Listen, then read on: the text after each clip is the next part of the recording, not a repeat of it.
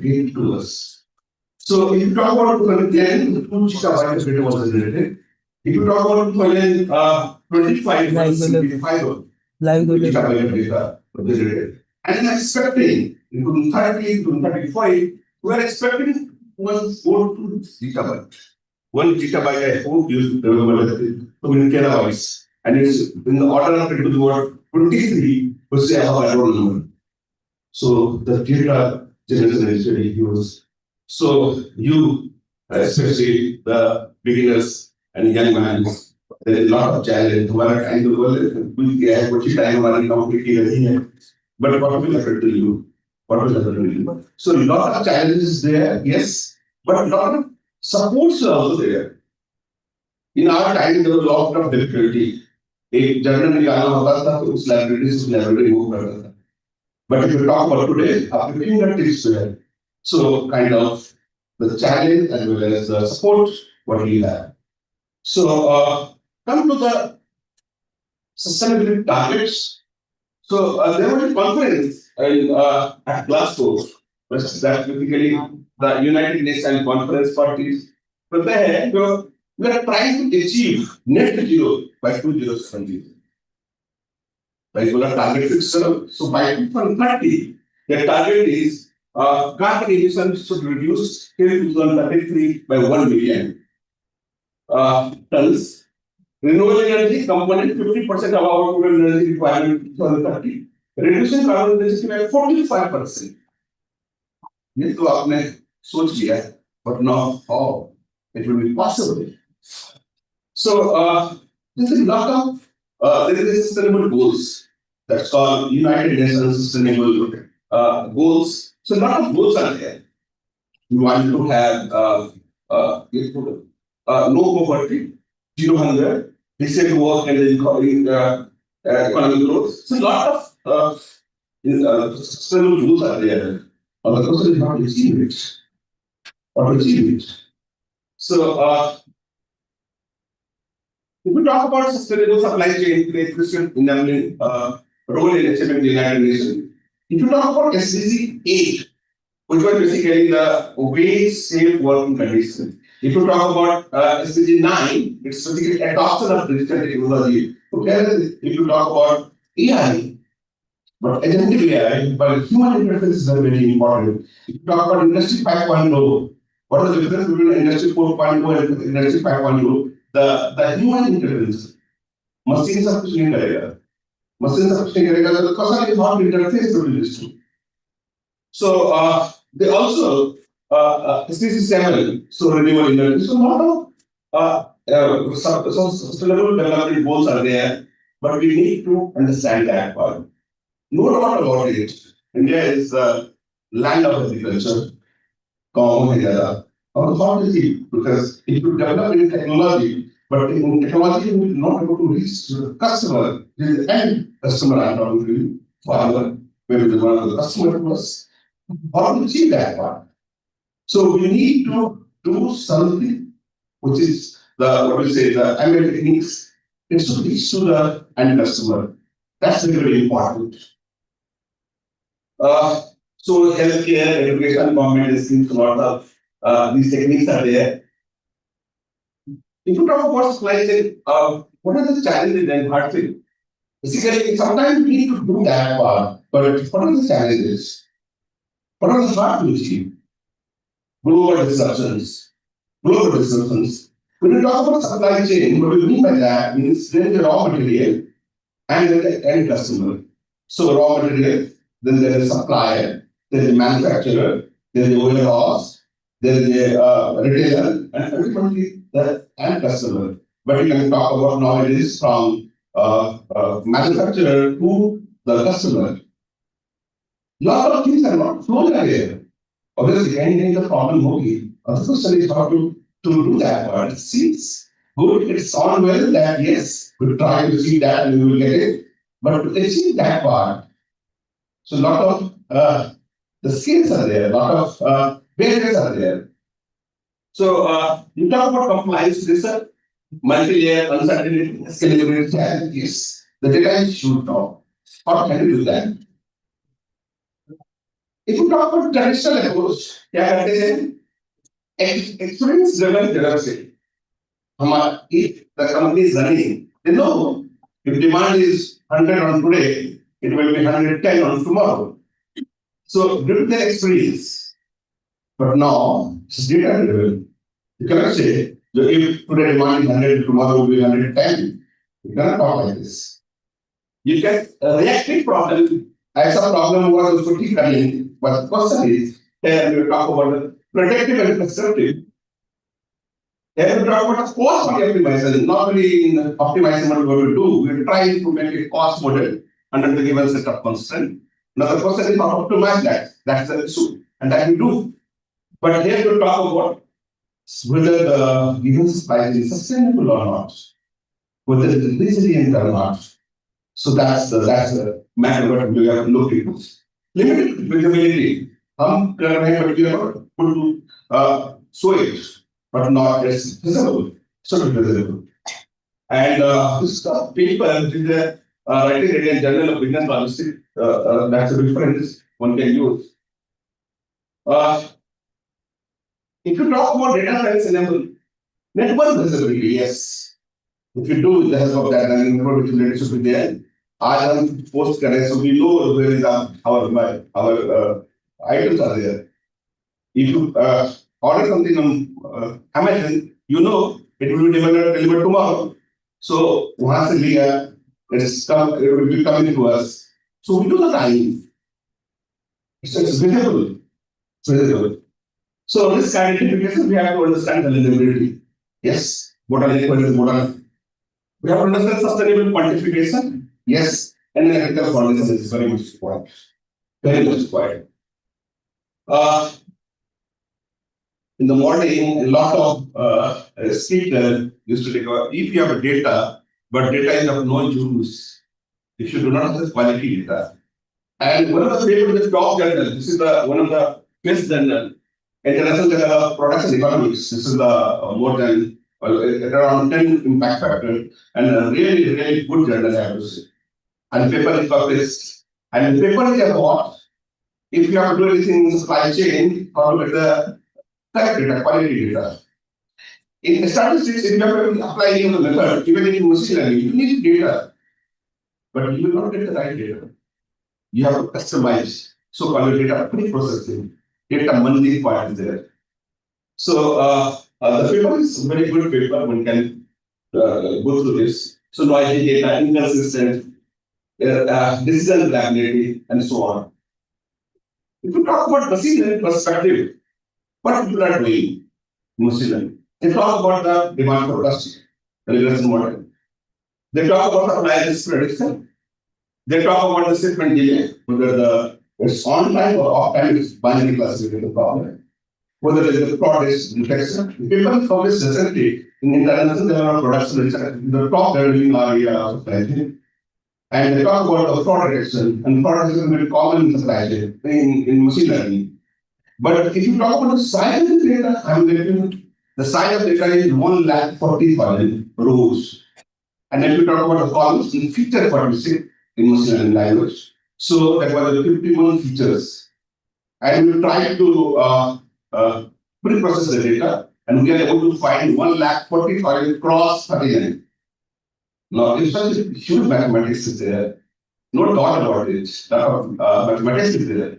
But the question is how to understand. That as you know the programming is not a big deal, no doubt about it.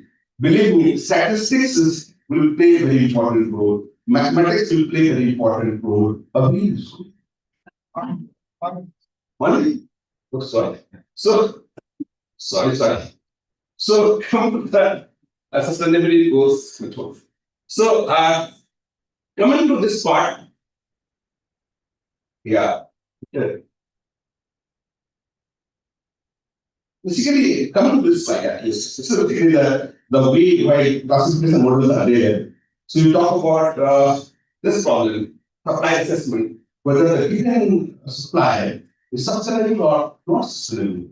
If you don't find such data, you have to convert the data into sustainable and non-sustainable. It means if you talk about sustainability issues, there are three pillars. One is economical, another is social, and third one is environmental. And you have to take a legal combination of that. And so you can give a weight to the social factor, to the economical factor, and to the environmental factor. And the second threshold, if threshold is more than this, you can say sustainable, otherwise not sustainable. So ultimately you can say whether the given supplier sustainable or not. So you have developed the data, those quality of data and how you know more. So it's again a classification problem. Logistic performance, whether the particular day is on time or delayed, ये तो बर्दाश्त नहीं है हमारे जमाने में थोड़ा बर्दाश्त होता था आपने तो बिल्कुल बर्दाश्त नहीं है if you don't find Amazon Flipkart is also it's easy and proportional whether it is lowest or the highest operational integrity normal overall problem. So I'm talking about the classification problem. I'm talking about the classification problem. So yes, I have to come to some classifier. So I come to the exactly of now machine learning, what the classification model and I'm talking about the smart vector. Now if you talk about smart vector, what it is classification problem. Any of us, all of us, we know that yes, it does the classification. How it works is very, very important. The most important part, what I want to say that with you, sometimes you apply any of the technology methods, whether you talk about the base classifier or you talk about the support vector or any other classifier. The question is the right method to apply or not? Believe me, data, whether the data is separable or not, don't care. And I will come to that point. So you have a classification problem, you have a two set of data, and you want to know whether the data belongs to this class or this class. So you have to check whether the data is separable or not. And how to check whether the data is separable or not. So what I say is that if you have a convex hull of the two sets, the convex hull of the two set is the disjoint set, null set in fact. Then the data are separable, then you can draw a line. So here is there, there is there. But believe me, it's all well mathematically. It's all well mathematically. It's very difficult for you to check whether the disjoints, whether the convex hull of the given two sets are disjoint. It's not easy. Let us suppose I know what the end problem. End problem means 1 1 1 1 0 0 0 1 0 0 0 0. It's basically the binary classification. It's easy for you to say the convex hull of the given set is the disjoint set and null set I would say. But if I have to use the exact data, what panel was referring to, you will not be able to do. For that, you have to come to the classical linear programming problem. So this is the linear programming problem, and classically, in fact, ultimately you come with this problem, and with the help of this problem, this is a classical linear programming problem, and it has some results. With the help of those results, you can say whether the data are separable or not. Linear programming is a very big job. And especially when you talk about the integer programming problem, it's going to be hard problem. Computational cost is very, very important. Only doing part, that's the difference what we are doing now. So if you do something in mathematics, but if you apply to the real problem, there is huge gap. But try to minimize that part. ऐसा बात नहीं है in any we are doing like this. जो industry वाले सोच रहे हैं, it's wrong. So that's a lot of results are there. And on the rest of that, you can say the data is linearly separable. If data is not linearly separable, don't apply directly to the classifier. Now come to the classification model, what I will do. Right? Last one. But first, my hiring job. Make it class. Just now, come to this problem like this.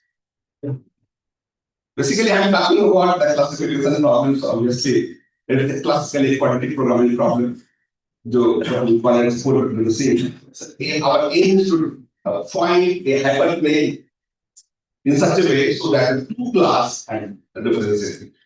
And for that, we need to understand how to find. So we have to talk about the margin between.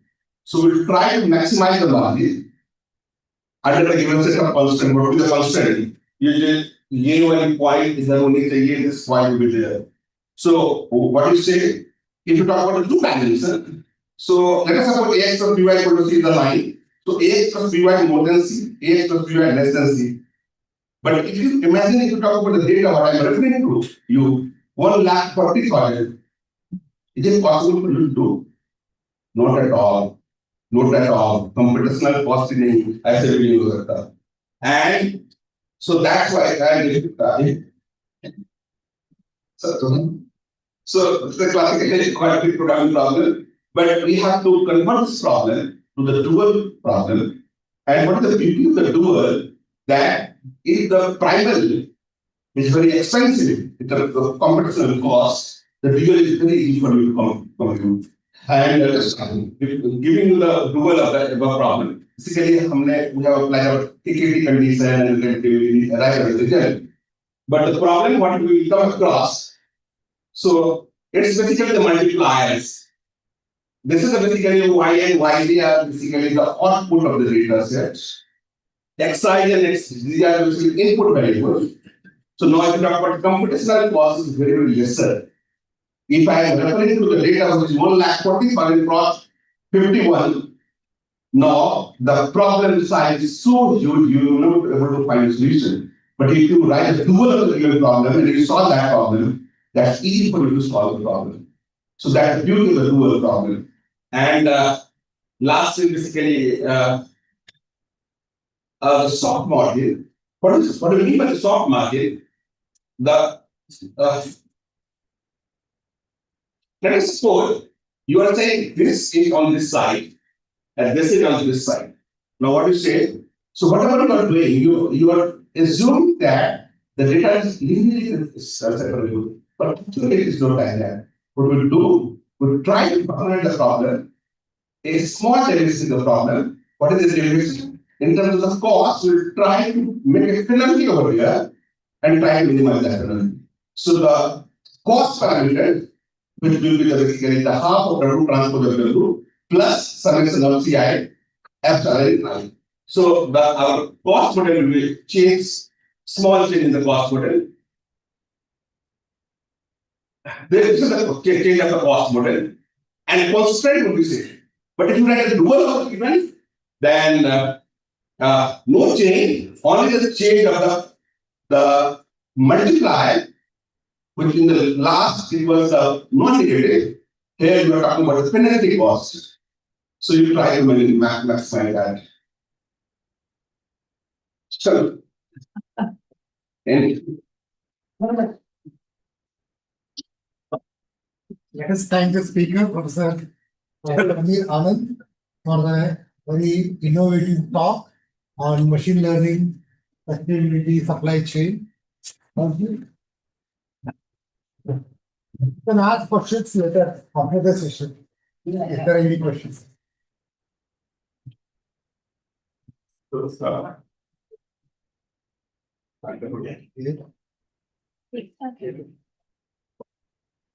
Now there are three speakers.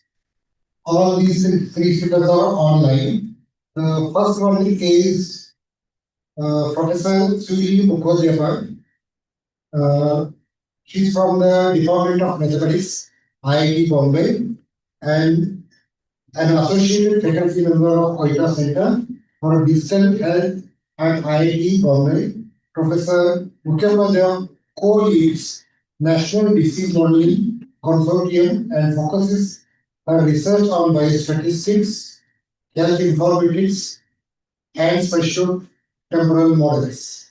I request Professor Mukhopadhyay to deliver a talk on modeling the spatial and temporal spread of infectious disease. Professor Mukhopadhyay. Online. Can you hear me? Yes. Yeah, can you also see my slide? Hello. Yes. Yes, sir. Yes, ma'am. Okay.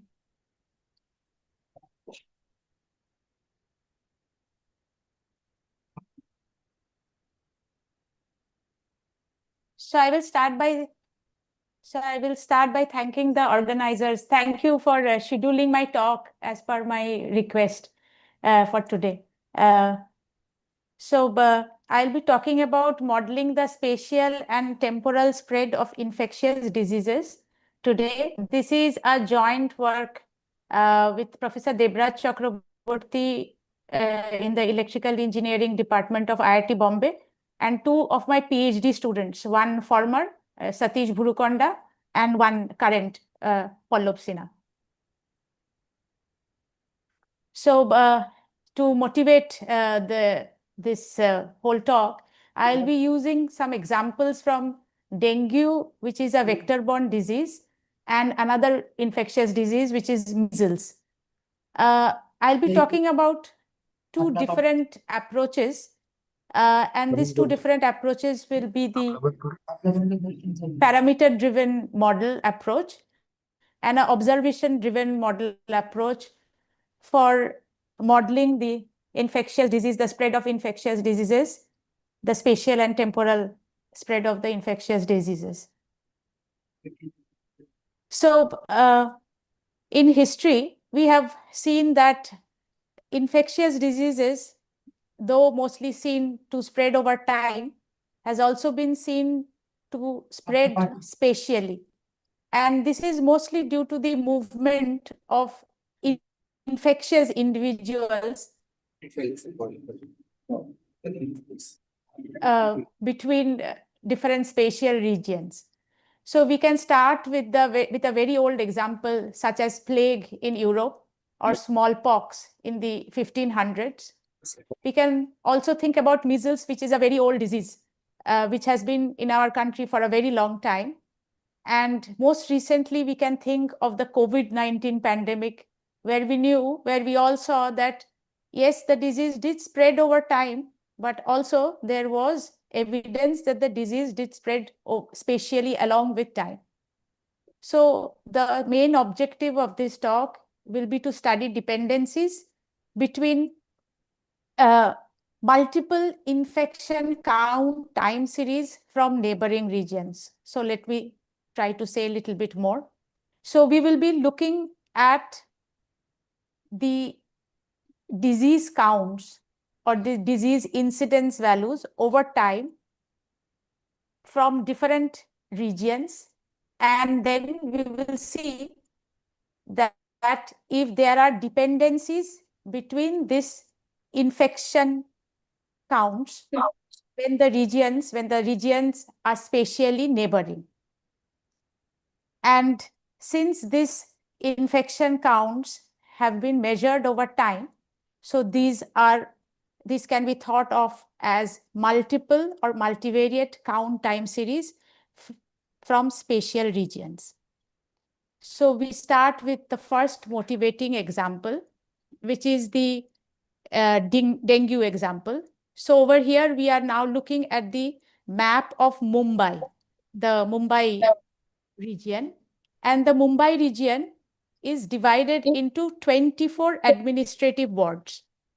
So dengue and malaria, these diseases are very common in Mumbai. And so this data, which I am showing here, we got from the Brihan Mumbai Corporation, the BMC, as we all know it. So these were weekly dengue counts of these 24 administrative wards, and the timeline from which these dengue cases were taken was from 2010, the start of 2010 to the end of 2015.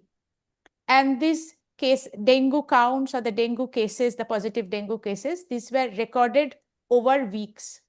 And our goal, as I said, is going to be to estimate this spatio-temporal dependency in these dengue counts.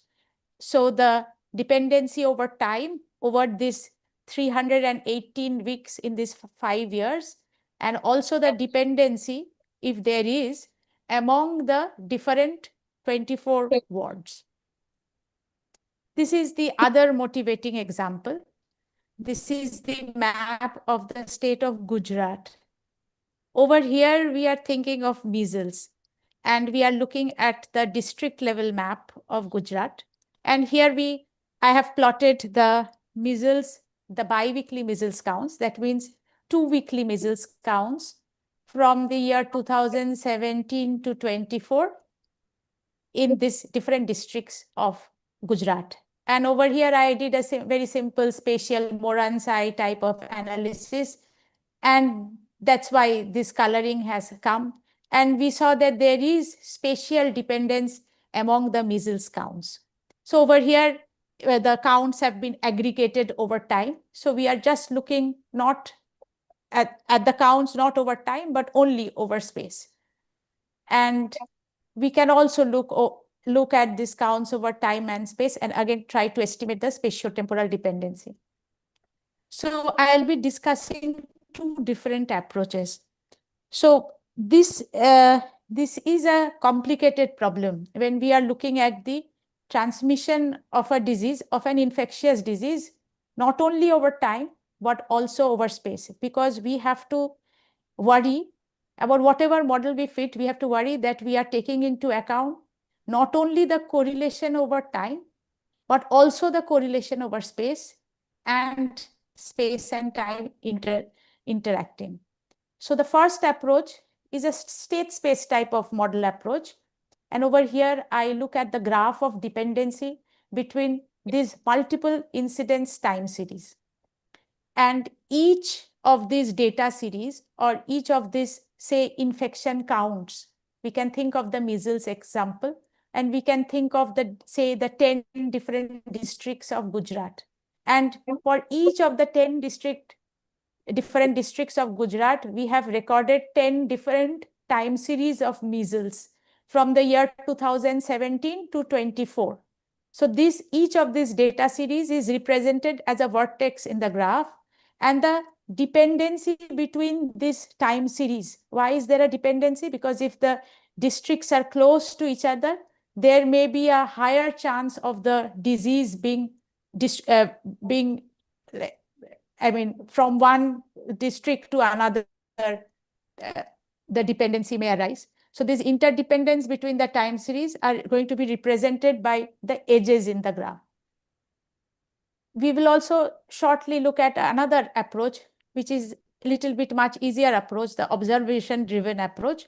Over here, we will be looking at a multi-region chain type of model to study the dependency. So the first approach, I'll be trying to apply it over the dengue infections, and the second approach over the measles infection.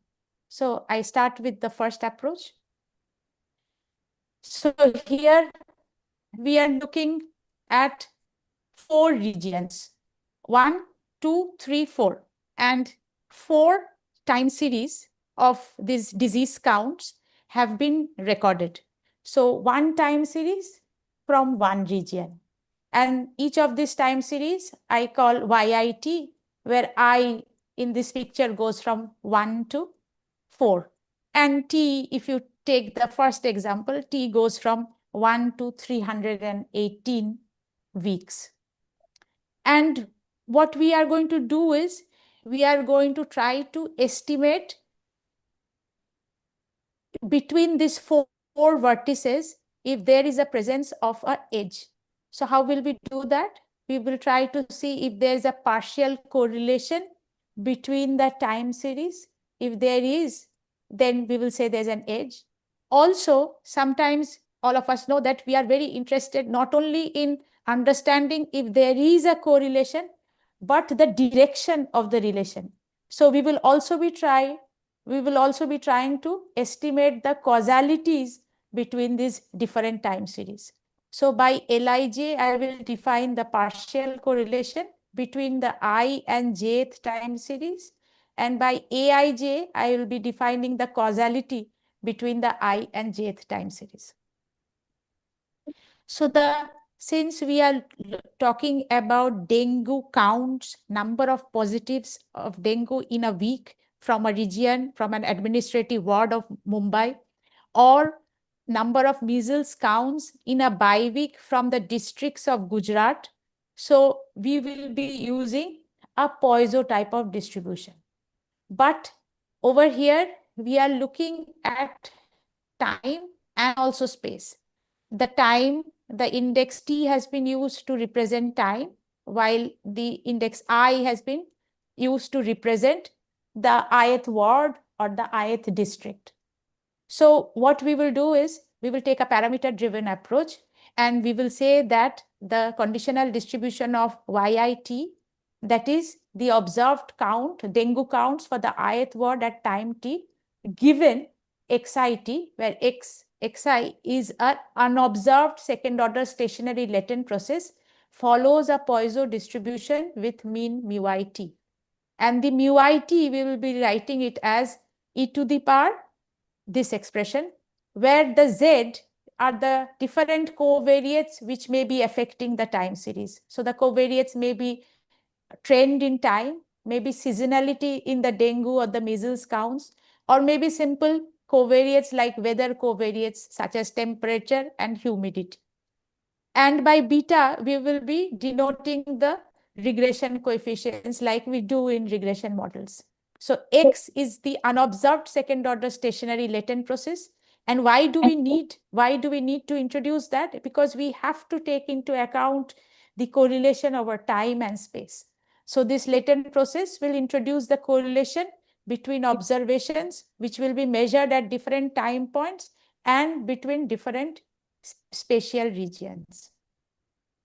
So the latent process, when we write it as a vector, it will look as like this, because we have n regions over the t time points, and we will be using a Gaussian,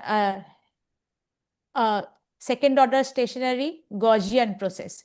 So we will use this equation where the epsilon will follow a multivariate normal with mean 0 and variance sigma, where the sigma is a diagonal matrix. So we have the parameters. So if we are thinking of the parameters in the model, then we have the parameters which were associated with the covariates.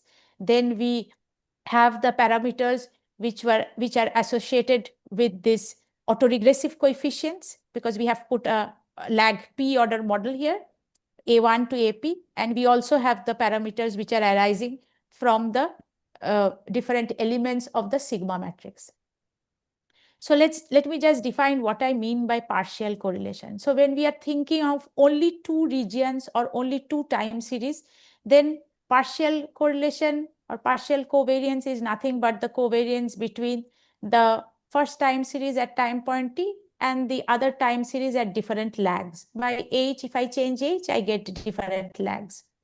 However, if I have three regions, then how do I think of partial covariance or correlation? So I simply go back to the partial correlations in the regression model, and I find the residuals and the covariance between the two residuals of the two time series x1 and xt. That gives me the partial correlation between the time series x1 and x2.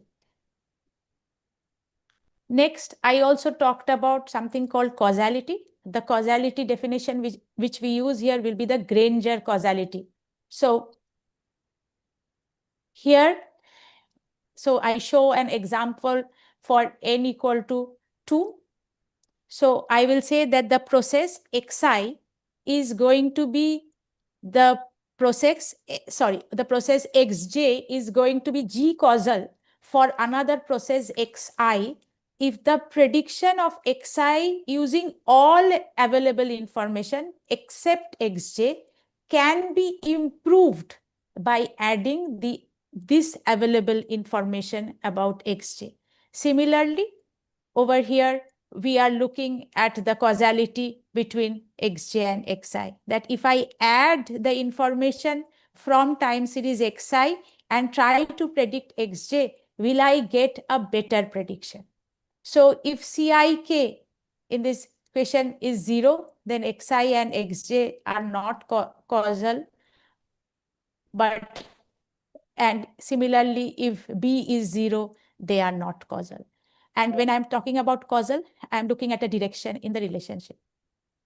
So, yes. So we were going to look at yi and yj, which are latently uncorrelated. So there are some definitions which I am going to use. for latent, uncorrelated, and latently G-causal. And using that, we'll be trying to identify the mixed graph. Why it's mixed? Because we'll be looking at both directed and undirected edges between the I and jth nodes. So how will I do it? I will do it by using the inverse of the spectral density matrix, because that will take care of all the autocovariances between the different time series at different lag points. And I'll be using this two lemma to identify if there is partial correlation or if there is causality between the nodes. However, when I am trying to do this, even for this problem where I have 24 regions and 318 time points, and I am considering an ARP model, the number of parameters is huge. So there is a computational difficulty, and for this we need to, so there are n square parameters when we try to estimate. So there will be a problem in estimations. So to maximize L, what we will do is we will add a lasso type penalty over here. However, even if we add the lasso type penalty, this problem is not easy, because this X, the latent variable, this is unknown. So one way to get about this, to write down the likelihood function, the joint likelihood between Y and X,